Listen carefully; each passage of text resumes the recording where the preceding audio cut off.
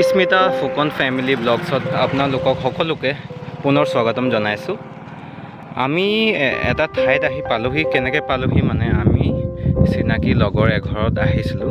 তাৰপিছত উভতি যাওঁতে আমি এনেকুৱা মনোৰম দৃশ্য এটা দেখি পালোঁ, এনেকুৱা ধুনীয়া ঠাই এখন দেখি পালোঁ য'ত মানে আমি ৰখিবলৈ বাধ্য হৈ গ'লোঁ।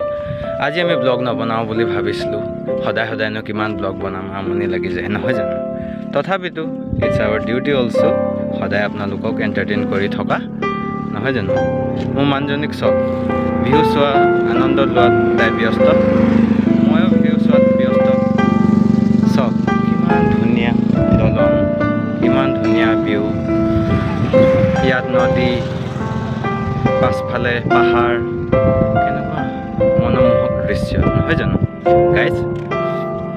চাওক এইটো পানীটো একচুৱেলি আহিছে অৰুণাচল প্ৰদেশৰ পৰা, এইটো কানেক্ট হৈছে আমাৰ অসমলৈ।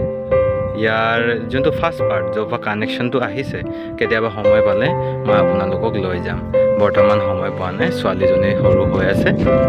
কোনোবা দিনা মানে পূৰা বতৰ যিকোনো মানে বা যিকোনো এটমস্ফিয়াৰ যদি মিলে, যিকোনো যদি কণ্ডিশ্যনছবোৰ মিলে, ফুলফিল হয়, তেতিয়াহ'লে আমি সকলোৱে যাম। এই তলৰ ভিউখনো চাওকচোন, কিমান ধুনীয়া লাগিছে নহয় জানো। কিমান ধুনীয়া ভিউ। এই বেটি কেনেকুৱা লাগিছে কৈ দিয়া আকৌ। মামা কেনেকুৱা লাগিছে ভিউখন, কেনেকুৱা লাগিছে? বহুত ভাল ন। আমাৰ অসমতো কিমান ধুনীয়া ধুনীয়া ঠাই আছে, আমি আনন্দ ল'বহে নাজানো।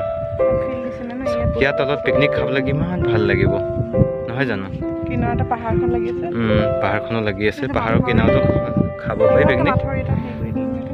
গৰু লৈ গৈ আছে, গৰু লৈ গৈ আছে, পানীৰ ওপৰেদি গৈ গৈছে, বাল ন এইটো বালিৰ ওপৰেদি গৈছে। ইমান পানীটো সতি বেছি নাই যে, এতিয়া বৰষুণ নাই দিয়া যে এইকেইদিন বেছিকৈ স্পীডকৈ, সেইকাৰণে। নদী মাজেদি গৰু গৈছে,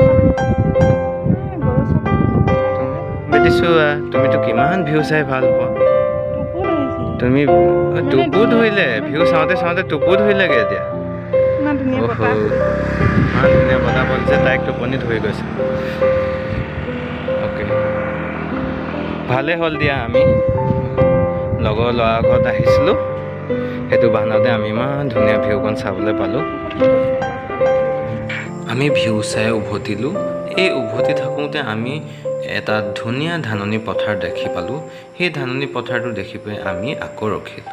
ইমানে ফ্ৰেণ্ডছ, আশা কৰোঁ যে আপোনালোকে সকলোৱে সদায় ভালে